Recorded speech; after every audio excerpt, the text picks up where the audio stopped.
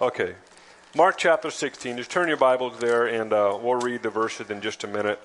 What I want to talk about today, there's several areas I wanted to go after, and so let's just do a few, and let's see how much time we have left, and if we have time for questions and answers, then we'll do that. Okay. I want to focus, obviously today, and maybe the next time. We'll see how long it takes. But I want to start moving into, last week we concluded our inheritance, favor, blessings conversation, and we'll probably continue that to some degree, interwoven throughout the year. But for the most part, we ended that. And now I'd like to move into some new areas. And today what we're going to be talking about is creating powerful people. And it's one of the responsibilities that you and I have as leaders, as individuals, is to really raise up creating powerful people. It was a number of years ago. Pete Greig was actually in Reading. How many know Pete Greig, 24/7 prayer? And they started the 24/7 prayer movement out of England. He's written one of my personal favorite books, Red Moon Rising. If you've not read that book, would that required reading still in first year? No. It was at one point. I'm not sure. I don't know when we stopped that. I think you should add that to your list of books. Red Moon Rising. If you just want to get stirred up and read a little bit about prayer, some of the modern history of prayer movement in modern day, that's the book to read, called Red Moon Rising. It's just a great, great book. It's a great read. Anyway, Pete Greig came to town, probably about, I'm going to guess, 8 years ago. And he came and did a whole Northern California thing. We had him here, I think at Jesus Culture. We had him up in Weaverville and over on the coast. And so he did this week-long deal. And during the conference, he did a workshop in the afternoon. And he was talking to a bunch of leaders, a bunch of young leaders specifically. It was Jesus Culture's January conference, and the afternoon workshop was a lot of the youth pastors and young leaders that had brought their young people to this conference. Anyways, he started talking about leadership. And honestly, I lost my notes on this one, and so I'm going to butcher it a little bit, but you'll get the point of why it's worth sharing. And he basically went back into the 1950s and went to the 60s, the 70s, the 80s, and the 90s. And at that point, we were just about in the early to the first decade of 2000. And it was an intriguing teaching, and I've been kicking myself ever since for losing the notes, and my memory doesn't do me well. But he began to talk about the different styles of leadership in the 50s, 60s, and all the way up to our modern era. And in the 50s, it was a very authoritative type of leadership. Most structures, in the church structure, in the government structure, education, all these different realms of influence, they were very authoritative, meaning there was one guy and everybody else was just servants. Nobody had a say. It was just this guy or girl, whoever was on charge was the general, and everybody else was just soldiers. And so he began to talk about the progression, even just in the last 50 years, from that and how it changed over time, and what happened over that time was really intriguing. And that's where I lost the notes. But what I do remember is the very authority style leadership, and you had no opinion, you had no thought, you just did what you were told to do. And that type of leadership, if that type of leadership is happening now, there's a revolution takes place. People just don't do it anymore.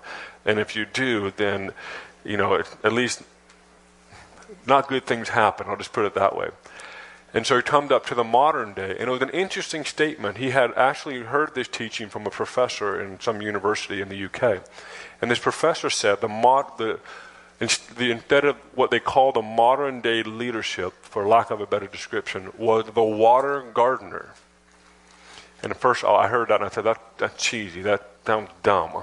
Going from authority to a water gardener, that sounds, if you care about name, that one bothered me.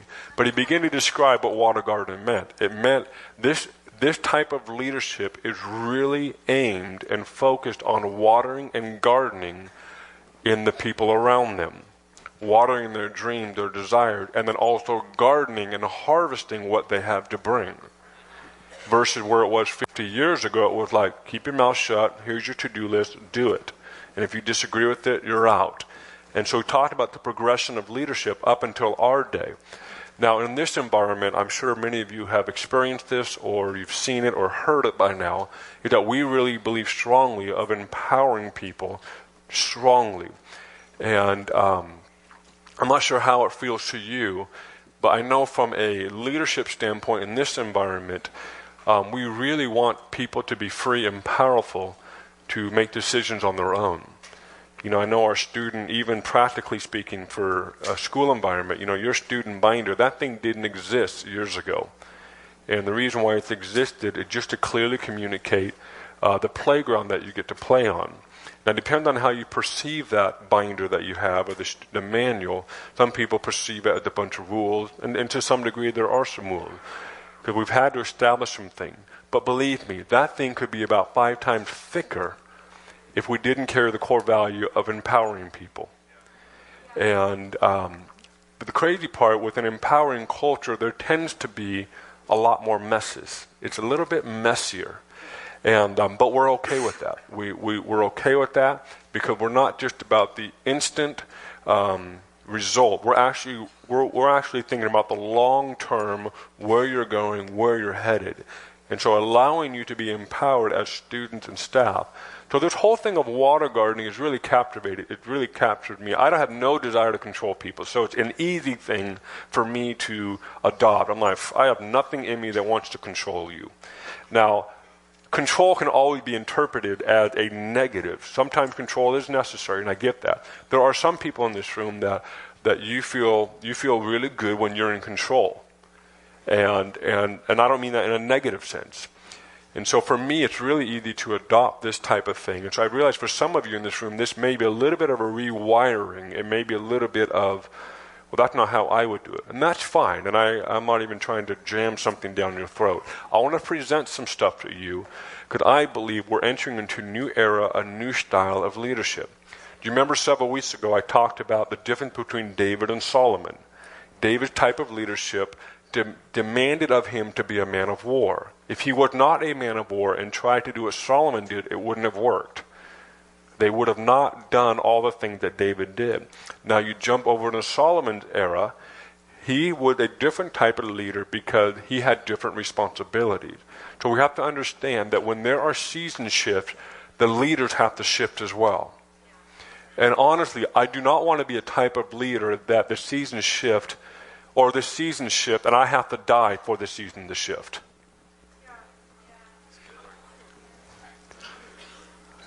Did you get that? Because season can shift, but let's say I don't shift with the season as far as style of leadership. And we've been starting to touch on leadership. I know Danny's been talking, and we've just been hitting them on some of the leadership development stuff. So a season can shift, meaning we no longer need to fight for the land. Now we need to build culture. That's a season shift. What I don't want to happen, let's say I'm 30 years old in that shift. I don't want to keep leading this way. And in order for there to be an actual shift entirely, I have to be removed from that. I don't want to be that type of leader.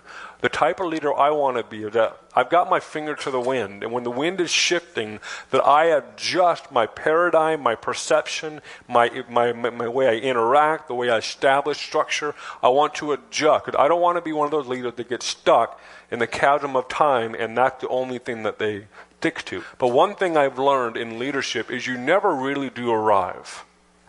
In several categories. One is in structure. Now, if we were dealing with wooden blocks, you can build a structure and it would do just fine because those blocks are not living. Those blocks are just hard blocks of matter. But we're dealing with people. We're dealing with a million different varieties and angles, and so you cannot build a structure that works forever. You build a structure that is a living organism that learned how to several things. One, find out where God is going, but also have his hand. Some people there's several types of leaders. Let me break it down to a simple example. I obviously get exposed to all kinds of other environments, and it's always fun to go into an environment. And obviously most environments I go into have something to do with the church or conference of some degree. But it's fun to go into an environment and you have the worship leader on the stage. and the worship leader is leading, and you can always tell, and I don't mean this in any negative sense, so please don't take this as negative. Just understand what I'm trying to explain. You can take a worship leader, and you can tell if they really are a worship leader or if they're a worshiper. One's not better than the other. I'm not even comparing, but you can tell. A worship leader, a way to describe that person is they've got one eye on God and one eye on the crowd. Listen, if you're leading people, you have to know where people are at. And sometimes in leadership, we think like just everything about, some of you get offended by it, everything's about God and we're just going no matter what. Listen, that's just a good follower. And it's messing with some of you. And so you have a worship leader. It's someone that has the ability to assess what's going on out there and say, okay, I'm going to lead them into a place of worship. A worship leader is not someone that can play an instrument, can sing a song, and do it well. It's really nice when that is part of the package, because I've had it the other way. They can't do any of that, but they can lead.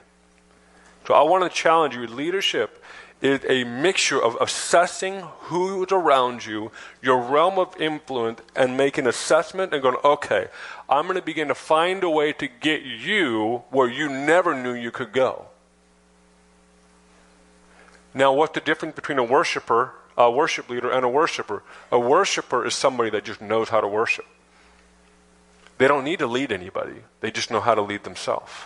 And there's nothing wrong, nothing more. And I'm not even trying to compare. I'm just painting a picture. Now, let me back up. I can already feel it in this room a little bit. The word leader messes people up. Because everybody in this room has a different definition of leader.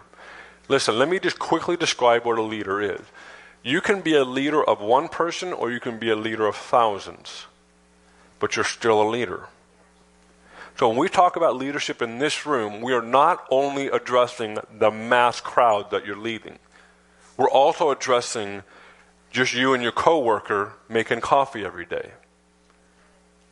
Your ability to lead yourself. The best leader of you is you. So I really want to challenge you, when you hear the word leadership or development in this room, don't put it in some category for later. Everything you hear is actually meant to be applied right here. Okay? It's a really big deal. Because if you start, sometimes we put this stuff off. No, it starts with you. The only reason why I'm standing in front of you leading you is because I put some of this stuff into practice years ago. I started leading myself. I started leading people that didn't want to be led. So it's a whole lot easier when you have a group of people that want to be led. I'm telling you, that is easy. It's really easy. But when you get into a situation where you have to lead people that want to be led, then that's another story. Are you guys with me still? Okay. So this whole thing of creating powerful people is a mandate that rests on you and it rests on us as a family, as a community, of learning how to raise up powerful people. Because in certain structures, in an authoritarian, in a very hierarchical system, there is one person on top, and that person calls the shots. Now, the good question to ask, the best way to learn about leadership, apart from people around you and book, probably the most primary example is to look at Jesus. Jesus is the ideal leader. Now, obviously God pretty ideal as well. But let's take somebody that we can read about and look at in Scripture. If you want to truly dive into some really powerful leadership, read the life of Jesus from the perspective of leading. Most people read about Jesus from the perspective of miracles, signs and wonders, salvation. But I would encourage you to go back through the Gospels and read it with the perspective, how did Jesus lead? It's a fascinating study. You'll spend years of your life reading, just being captivated by what you learn. I started this many years ago. How did Jesus lead? And it's been years, and I'm still getting so much. It's just so much fun. So I want to challenge you. So this whole thing of creating powerful people is a really big deal, and it's a real strong core value of this house. In a hierarchical system, when someone becomes more powerful than the one in charge, two things happen. They squash that person back down, or they cut them off that you need to go somewhere else. One of the challenges we're facing in this culture, and when I say facing, we are readily facing and we're really excited about it, is that we have sons and daughters emerging in this environment. They are, I don't know how to say this differently, they are actually emerging to the point that not all eyes are fixed on 1, 2, or 3 individuals. It's actually a team of people that is being emerging and raised up in this environment. And if we don't adjust to that correctly, if we don't put our finger to the wind, so to speak, we will end up squashing it back down to a hierarchical system. That is not our heart and not our desire. We have made a decision as a leadership team is that in order for this thing to move from one generation to the next, for this momentum to continue, you have to learn how to have sons and daughters raise up around you, and some will become even more than you. A true father has no problem with their son and daughter becoming more powerful than them. You can always tell if you have the heart of a father or a mother. Remember, it's not gender, it's just phraseology. You can always tell when you have a heart of a father if one of your ideas, let's say you taught something, a concept, an idea, and you see people running around with that concept and nobody knows it came from you. A real sign of a father is you're good with that.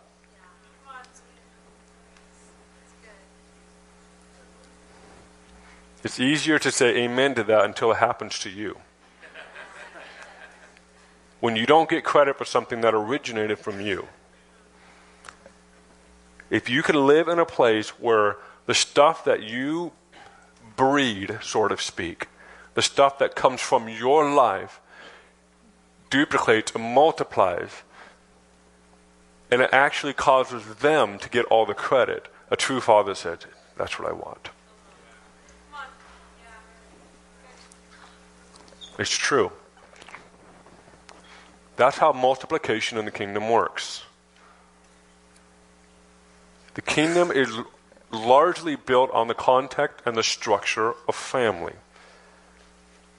It's really hard to understand the kingdom outside of the context of family. In my opinion, it's almost impossible. You'll get principles, but you won't get the heart of it. So this whole thing of learning how to be sons and daughters and fathers and mothers, it's bigger than we realize. The first thing I want to address today is what I want to call the culture of relationship.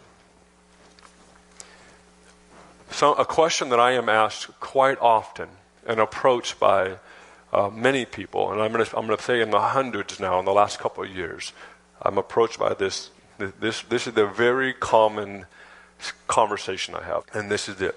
Can I be sent by Bethel? Will Bethel cover me?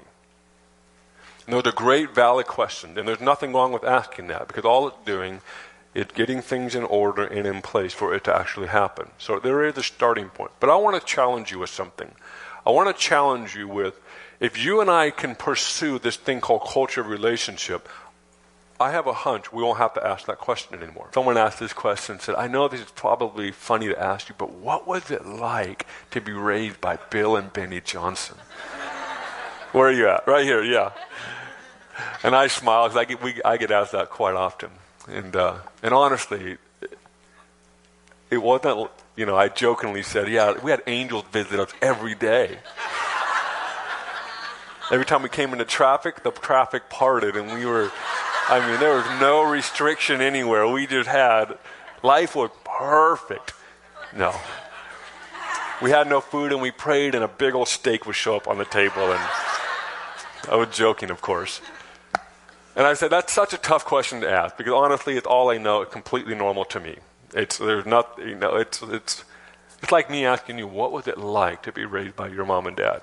I mean, it sounds, I know it sounds like a valid question to you, but in my head, it's not a valid question. It's like, I don't know, it's just my mom and dad. I got spanked by them. They loved me, and they fed me. They gave me clothes, and normal childhood. So someone else, I think Natalie, if I remember that Natalie asked, was it you? You said, well, I forget the question you asked. One thing that sticks out to you, that okay, that helps right there. And I said, my parents never told me what to do. I can remember maybe one time but they never told me what to do in the context of where I'm going in life. Now, if I was doing something stupid, they would tell me, don't do that. I mean, you get that. They weren't like, whatever you want to do, Eric, all right. You know, it wasn't like that at all. But in the context of where I'm going in life and me being raised up in the way I should go, I can't remember my dad or mom saying, this is what you're going to do, except for one example, which almost doesn't even count. Mario Murillo. How many remember Mario Murillo? Mario Murillo, this was way back. I was really young. I was junior high, maybe junior high. And Mario Murillo was speaking in Reading, I think at the Old Bethel Church, actually, on Bocelli Lane. And my dad brought me down. We went to the meeting, and Mario was one of the great preachers of our day. And in the meeting, Mario was just preaching. And my dad leaned over and he said, pay attention to him because you'll be in his shoes someday. That is the only thing that comes even close to mom and dad telling me what to do with my life.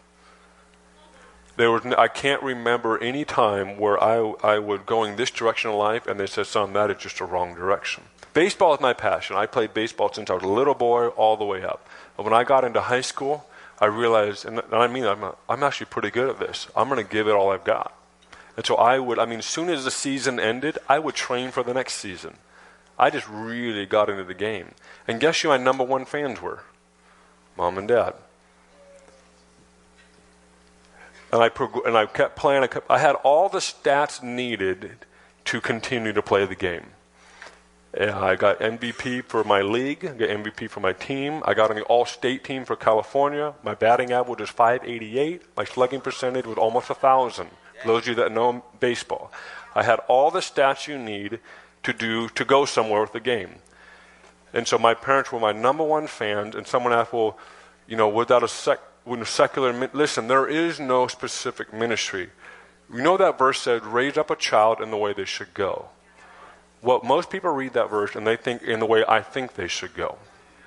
It actually means the way that they were shaped, they're bent, they're slant. You figure that out, then that's how you raise them.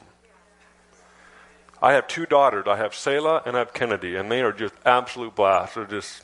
We just love being moms and dads. They are completely opposite children. What I do with Kennedy is totally different than what I do with Selah. Why? Because I want to figure out how is Kennedy shaped. What brings her to life? What crushes her? Where does she? What is her eye looking at? Where is she going? What is she thinking? Okay, I figured that out. I can be the best dad possible because I can get behind her and I can lead her. I can help her, guide her according to how she's created. If I were to take that same approach and pop it on Selah and I would not have a relationship. And so I look at Selah, okay, how is she created? What does she think about? How unique she is? What are the things that cause her to come alive, and what are the things that crush her? And I begin to assess, and I go, okay, now I know how to lead. And I remember Selah required a different type of attention than Kennedy did. Kennedy is a lot like me. Kennedy and I are it's almost like my twin, to be honest with you. It cracks me up. It's just like, oh gosh, that's totally what I did when I was that old. And it's just, and Selah was just like her mother. And so I go, Candace, what can I do to be a better father to Selah? And so that's what leaders do. They assess. And so when you raise up a child in the way they should go, you figure them out. Become a student. And so my parent didn't do that. This is what you should do. They did it. Oh, this boy loves the game of baseball. So guess what? We're going to clear our schedule out, and we're going to travel to every game there's possible, and we're going to make sure he has the best, gear to play. And that's what they did. They got behind that. And I got to a certain point in the game where it was the weirdest experience. All desire left. Now you have to understand, I had aimed my entire life, emotionally, physically, and spiritually. I said, this is it. Put it in fifth gear, and I'm going. And all of a sudden, it's like my transmission dropped out. Like, all right, I have no desire to play the game anymore. And that was honestly very scary. I remember telling the guy that it was foreign. The feeling was foreign. I didn't know what to do. And long story short, I felt, you know what, I'm just going to take some time off and reassess. And long story short, many years later, standing in front of you. And so my point is this. In a culture of relationship, that's what validates you. That's what covers you. Now you can say, well, you were the son, you were the biological son in that environment. Yes, true. But I believe you can never find the disciples, in my reading, you never find the disciples asking Jesus this question: can I be covered by you? Can I be sent? Now, is it wrong to ask? Make it really clear. Is it wrong to ask that question? No. So please don't go, oh no, I'm coming from a... No, please don't ask that. But all I know is that there's a day coming that we will actually be able to, in the church and in families and in communities, we will create a level of culture of relationship that we literally will not have to ask those questions anymore. That's what I think about and dream about. That we get to a point that what covers you? Relationship covers you. I remember somebody came up to me, a graduate of second year, 2 or 3 years ago, 3 classes ago. Your class, not last class, but the previous one. It came up to me, and graduation was coming to Eric. I wanted these, and I didn't know this person a whole lot. Just one of those. I knew her name and was a student, and that was about it. And she came up to me and said, I want to go to such and such a country. Will you send me? And I said, okay, hold on. So I backed up and I said, listen, where's your relationship at? And she named a few names, let's say, and a couple of them happened to be in Bethel's leadership, because her desire was to be sent out from Bethel. And so she's named off a couple, and I said, okay, have you talked to them? No, I haven't. Okay, that's where your relationship is, so go talk to them. Now, I know some of you are asking, well, what if I want to be a Bethel endorsed stamp? That is another conversation. I don't want to get into that today, because that has to do with details and technicality that I really don't like to spend a lot of time thinking about. I want to just establish some foundation for you guys to operate from. This making sense? Okay. So go to where your where's your covering? Where do you feel covered? Do you feel covered when you're over here, or do you feel covered when you're over here? I feel covered right here. Okay. That is where you're sent. That is where you're empowered to go. In Mark 16:15, let's read it. Jesus died and is rose from the dead. Verse 14. Later he appeared to the 11 as they sat at the table, and he rebuked their unbelief and hardness of heart, because they did not believe those who had seen him after he had risen. And he said to them, go into all the world and preach the gospel to every creature. And he who believes and is baptized will be saved, but he who does not believe will be condemned. And these signs will follow those who believe. In my name they will cast out demons, they will speak new tongues, they will take up serpents, and if they drink anything deadly, it will by no means hurt them. They will lay hands on the sick, and they will recover. Verse 15 is the most popular, famous verse when it comes to talking about nations. Go into all the world. And I have some personal thought on this verse. Let me just say this one, and then I'll explain it. Jesus said go, but what we have to understand, he said go to a group of men that were in probably the tightest type of relationship you can have. They had spent 3 years together, enduring all the mountaintop experiences and all the incredible low experiences. Talk about family, community, and a level of relationship that was just crazy. It was out of that he said, now go. What we've done is we broadcasted this verse out of its context, and people are just, they went, but they weren't sent.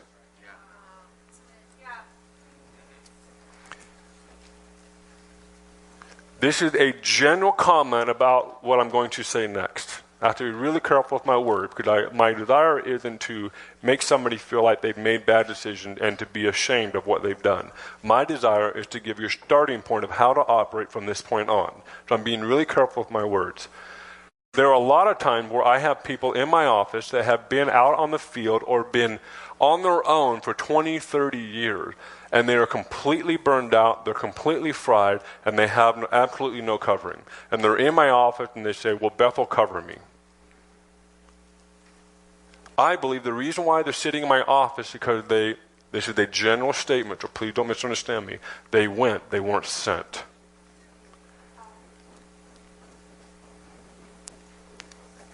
Now, if you're in that position or have been in that position or have a family member in that position, please hear me out. I am in no way just, hope that felt good.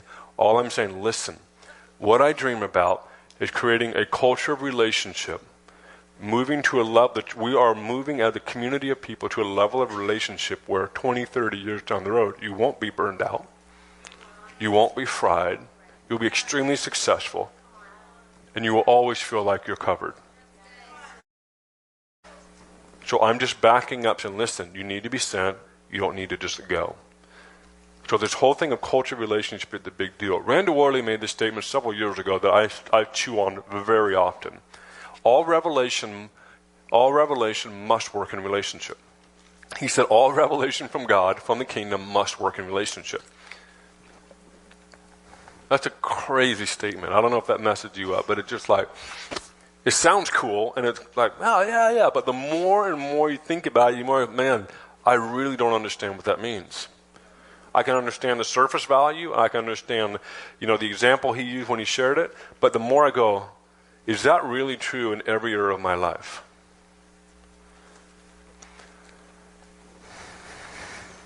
Are you guys still tracking with me? Okay, I'm taking my time, but I want to build this. So the culture of relationship. So all revelation from God must work in relationship.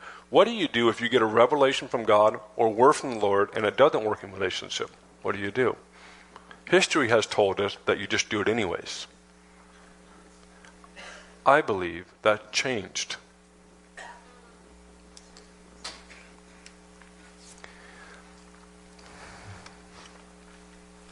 The Lord called me to Africa.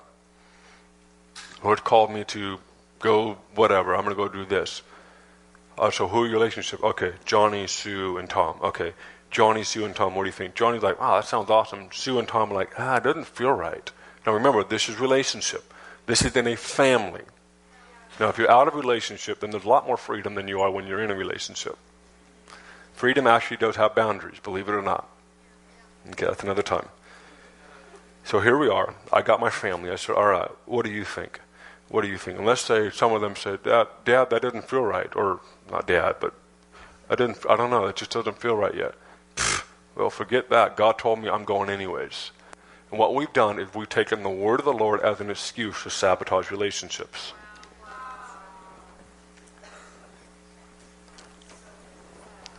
I'm tempted to just leave it there and let you swim in that for just a little while, rather than trying to explain it, because I can see question marks popping up on your faces. Listen, a whole bunch of stuff in Scripture was written and said in the context of family. In our culture, and I don't care what culture you're from, some are stronger than others, but the concept of relationship and family largely in our day and age depends on what I can get out of it. And so we built up with the word of the Lord in our life based on what I can get out of it, not what we can do to serve each other in our relationships.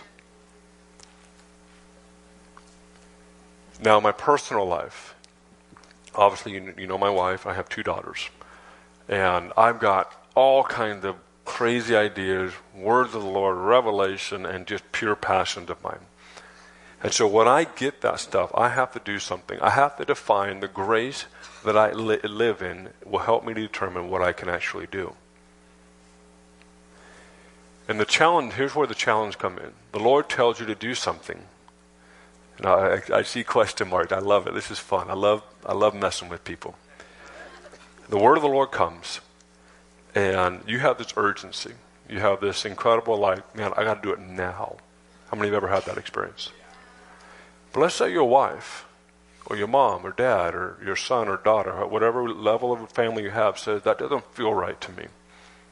What do?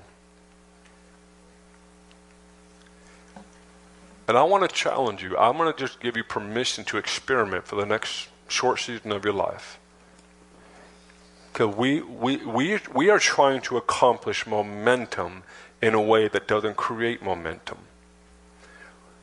The only way you can create momentum is through family and relationships. It's in that type of thinking and structure that allows momentum to continue. But when you step outside of that, it's really hard to create momentum. Because you make decisions that are apart from keeping relationships.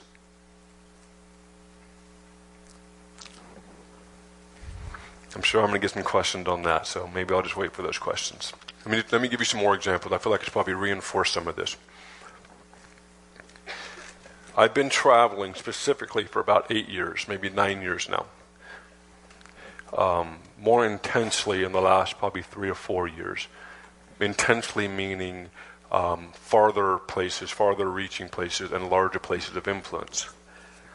But I can tell you, there are some decisions that I made in the earlier years that I regret, but I don't regret to a point of discouragement. I said, boy, I would have done that differently now if I had that same decision now. Now, do I love my wife? Do I love my kids? There's no question there. But I did have to learn how to take this passion, this word of the Lord, revelation, whatever you want to call it, in the context of a family. I had to learn how to do that. Now, did I not get any of it? Of course not. But how many of there were just moments where that wasn't the right decision. And what it will do if you allow that tension, those experiences to shape you, it will help to define the grace that you have on your life now. Now, 10 years from now, the grace on my life then will be different than the grace on my life now. When I say grace on your life, let me put it this way. It will let you know what abilities with your time, energy, and resources that you can accomplish now. Did I lose some of you? Are you guys still following me? Yep. 10 years from now, my grace will look different. So what you need to do is ask the Lord, Lord, what do I have a grace for? Because I know about everybody in this room wants to do this. But right now, you only have a grace for this. You need to find out what you have a grace to do. And I see too many people trying to do this with this much grace. And so what I really want to challenge you is and part of finding that out is where's your relationship, what family do you live in, whose vision are you serving, all those things that we throw around here all the time. You need to define that. For some of you, it's simply, you need to say, you know what? I need to get at least 7 hours of sleep a night. It can be as simple as that all the way up to something larger. It's defining, it's figuring out what you have a grace to do. This may sound so practical and simple, but it does come down to this sometimes. I just know that if I go to bed after 11 and anytime after midnight, it takes me a good couple of days to recover. So I have to be careful how often I do that. Because if I don't protect that, it sounds simple, but it's just every area in life that I have to protect that. Because if I don't, then my ability to operate from strength in the next day is reduced dramatically. Because I'm trying to do this with this. Are you guys still there? Okay. So I'll just see what questions come up. So this whole thing of culture of relationship. And I want to challenge you in your own life, start defining family. Where's your family? Who's your family? Who's your daddy? Who's your mama? Who's your peers? Start defining that. And I want you to read Scripture from a different perspective, especially the New Testament. Because most of us what drives us is coming from the New Testament, and we've taken it out of the context of relationship and used it as fuel, as an excuse to just do whatever we want. I'm going to shift gears. I want to talk about creating powerful people. You as a leader and the people around you, learn how to create a mindset of freedom. I'm going to address two mindsets right now. One is the mindset of freedom, and one is the mindset of control.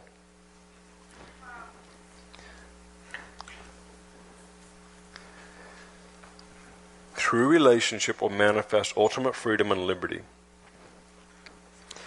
Okay. A freedom mindset operates like this. The light is green until it turns red. A control mindset is the light is red until it turns green. When you live in a control mindset where the red light is always on until it turns green, you have to be told what to do.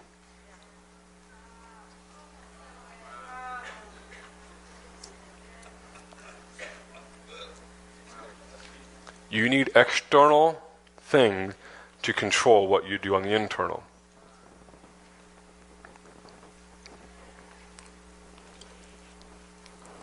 And when you take a person that operates from that mindset, what tends to happen is I'm being really careful today, obviously. I feel like I'm walking on eggshells.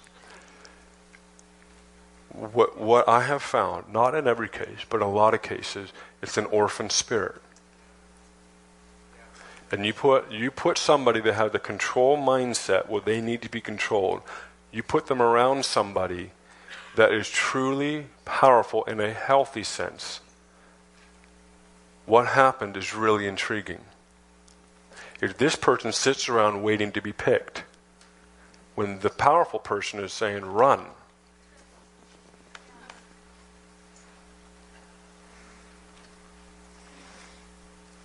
You and I are used to being in an environment of being told what to do. We're used to being in cultures where we don't have freedom. We've got boundaries. We've got all these things. Now, I'm not talking about morals. I'm not talking about a lifestyle of sin versus a period. I'm talking about just life in general.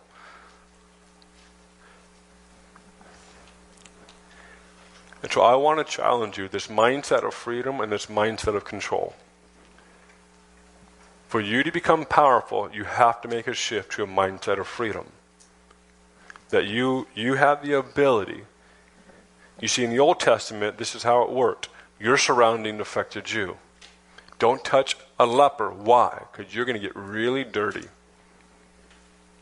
And so they set up all these laws, rules, and regulation to control something on the external on the internal with the external. In the New Testament, it shifted. I share this on Sunday night. In the Old Testament, there's a lot of emphasis on the light shining on you. In the New Testament, the emphasis is on the light coming out from you. That's why Jesus said, listen, stand up on a hill, let your light shine. He didn't say, let my light shine. He said, let your light shine. He's taking a risk. He said, it's worth it. I'm going to give the light to them. I'm going to give it all to them. They are free to do whatever they want with it. This is why you have the disciples coming into a city saying, Jesus, do you want us to kill this city with lightning and thunder? Jesus gave them the ability. He gave them the light. He gave them the power to do it. And he trusted them. You see, in the Old Testament, that wouldn't have happened. It would have been like, okay, what are you going to do first? You're going to call lightning on that city? I'm not even going to give it to you. In the New Testament, here you go. He's willing to take that risk. He's willing to take the risk so you can be extremely free. Are you guys alive today? I know some of you are getting rewired right now. It's a complete shift. Now, does it mean you just take off and do whatever you feel like? No. Freedom does have boundaries. And if you need some scripture, I'll give it to you at another time. Specifically, there's one in 1 Thessalonians and one in Galatians. We said, don't use this freedom that was now given to you for the lust of your flesh. Use this freedom to serve one another. So this freedom, this complete freedom, because what was happening in the Galatian church and in the church in Thessalonica, it's always a hard word for me to say, in that church, that one, what was happening is they realized the law does not control me anymore, so I can do whatever I want. So what was happening is they used it as an excuse to fulfill the lust of their flesh. They began to go do all these things. And Paul said, time out, time out. You guys are missing the point. That freedom isn't to fulfill the lust of your flesh. That freedom, it actually equips you, allows you, gives you a better ability to serve one another. Instead of the law telling you what to do, you get to do it yourself. This is the shift from a mindset of control to a mindset of freedom. Now, if you want to stay in control, then that's fine. The interesting thing about control and the law is it doesn't need relationship.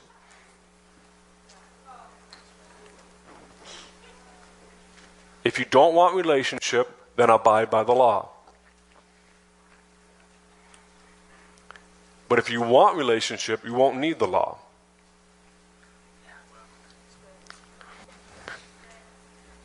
In a good, healthy marriage, a wife and a husband don't need to tell each other over and over and over what they should or shouldn't do.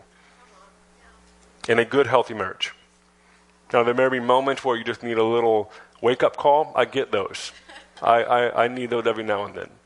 But as a whole, my connection to my wife, if that's a strong and true relationship, she doesn't need to tell me if I'm doing something that violates her. Maybe the word violates too strong. Do anything that strains. I can tell. It doesn't take a genius. Like, okay, what I'm doing. Why? Because this freedom, I can go do this. And again, I'm not talking about sin, so please don't think I'm talking about sin right now. I'm talking about just life.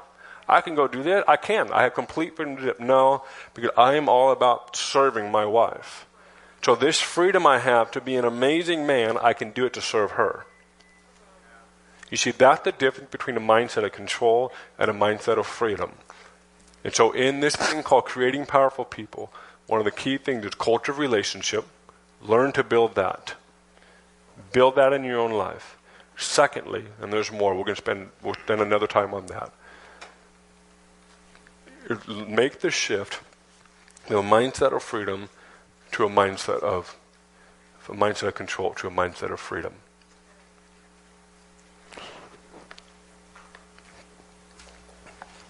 I can look back on any major point in my life, any major decision point in my life, whether it's relocation or whether it was a direction in life or a major purchase or, whatever, anything that you would deem as major in your life. I look back on my life, and more often, it was very rare when God said, do that one. If I had 2 or 3 decisions in front of me, it was very rare when God said, that's the one.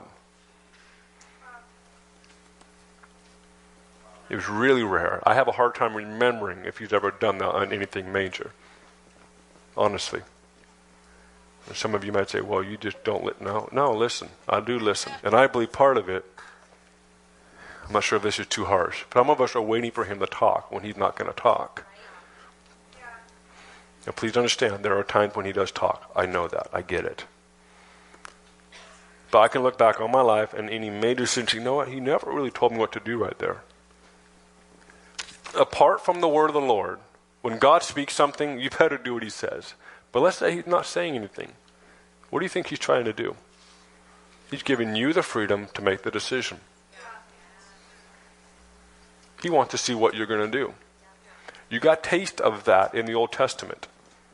What was on David's heart? To build the temple. That was David's dream. God said, that's a great idea. God is really into what's going on in your heart and in your life. He really is. Now, we live in a new covenant, so you have to understand a new covenant is different than the old covenant.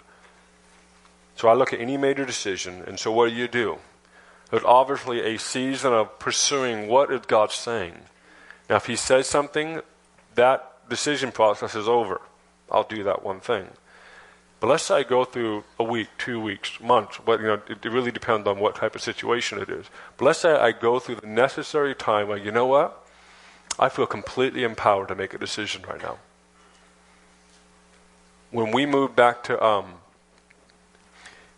from Reading back to Weaverville, it was like that.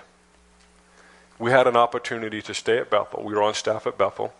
We had within, I think it was with 1 month or 2 months' time, all these opportunities came up. One of them was to stay at Bethel. That's where we were here. The second one was to go help plant a church in Barcelona, Spain, which just sounds cool. I'm like, Spain, of course. We've been to Spain. We loved it. The third one was to come on staff full-time for an orphanage in Mexico, which that's totally cool. And the fourth one, and these are listed in order in my mind, Weaverville. Weaverville called up. Danny Silk called me, and Michael Morris, they both called me and said, will you come back up to Weaverville and help us pastor Mountain Chapel? Now, I had been there 16, 18 years, so I put my time in, so to speak. Here I am presented with 4 decisions. And honestly, there was no word of the Lord.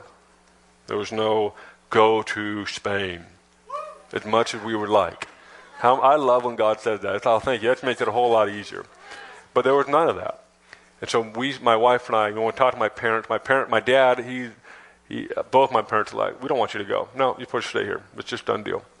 But we knew something else was going on. It's like, okay, Dad, I know you want me here because I'm your son. But what is the Lord saying? And I don't know, whatever. And so we prayed. And honestly, when we got the phone call, my wife was like, I'm going to Weaverville. And I'm like, wait, time out. Don't let your heart go there yet, because I've got to figure this thing out. We have to figure this out. My point is, she already made up her mind. I'm like, okay, hold on. I got to figure out where I'm at first.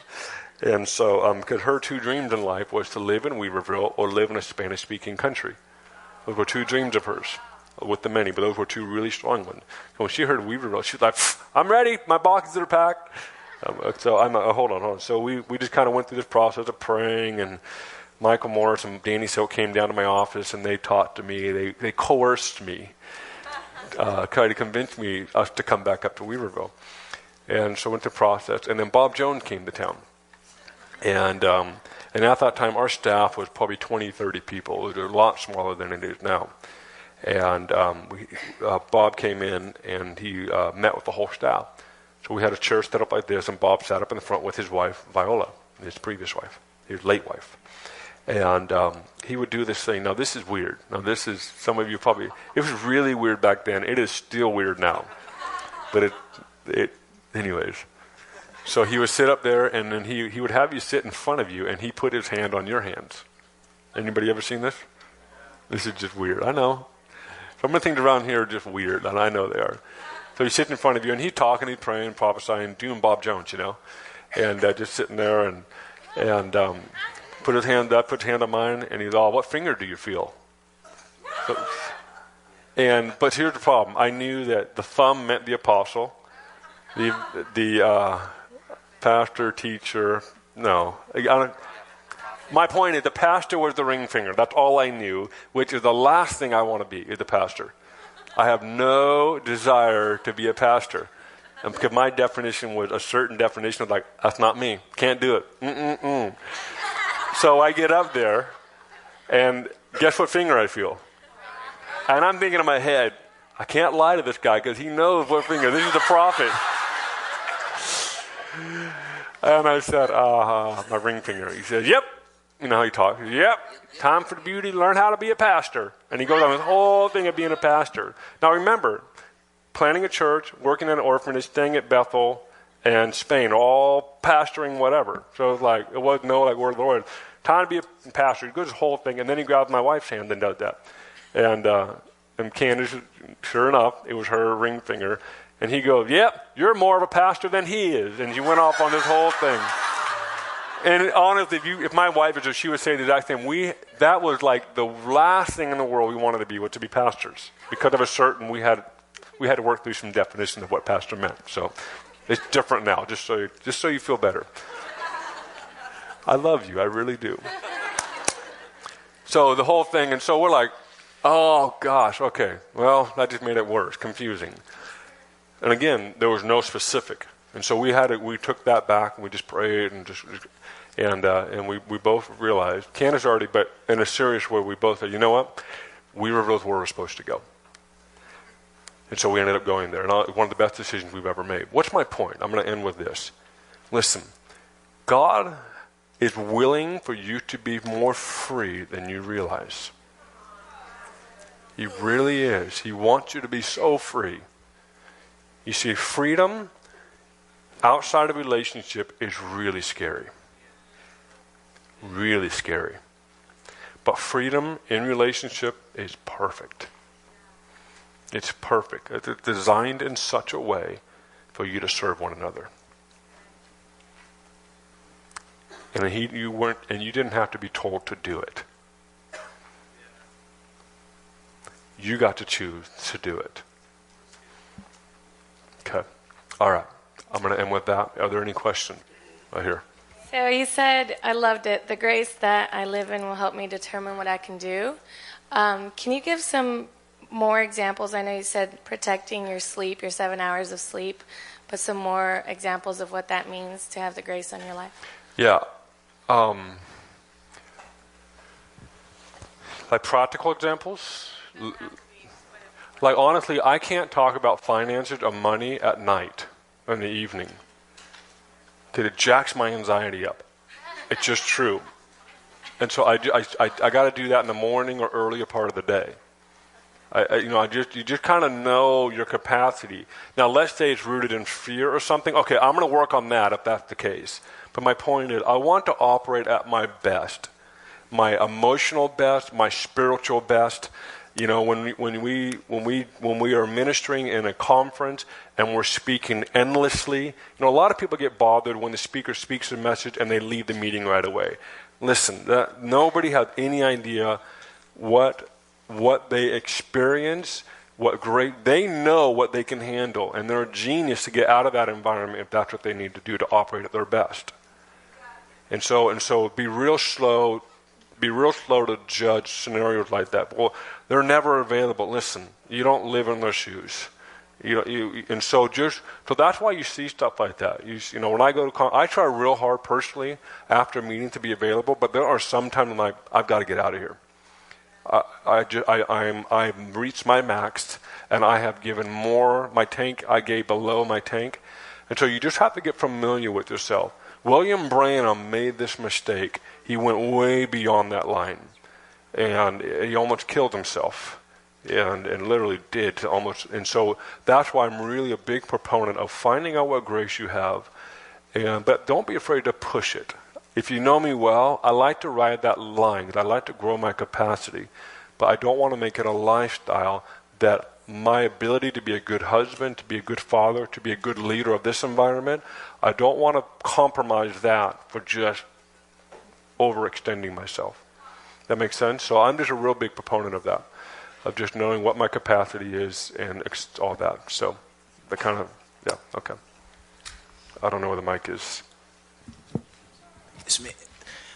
So you spoke a lot about relationship, and if you get a revelation from the Holy Spirit, it should always be in the context of relationship. And that the question I want to ask is that a lot of us have come here from different countries or from different churches, and sometimes the leadership didn't agree with us coming to Bethel. You know, you hear the story, some people say it's a cult, you know, those things there, or even some parents didn't really agree with it, they were scared. And even in my own life, a lot of people said go, but then there were some people that were a bit afraid as well. So because they were afraid of the decision I made, it came out like, well, I'm not sure about this, out of fear. So could you explain a little bit about that? Because I know that if I was to go on what they said, I'm not sure because of fear. Totally. The biggest mistake. And that's why that question right there is why sometimes I debate even touching on this.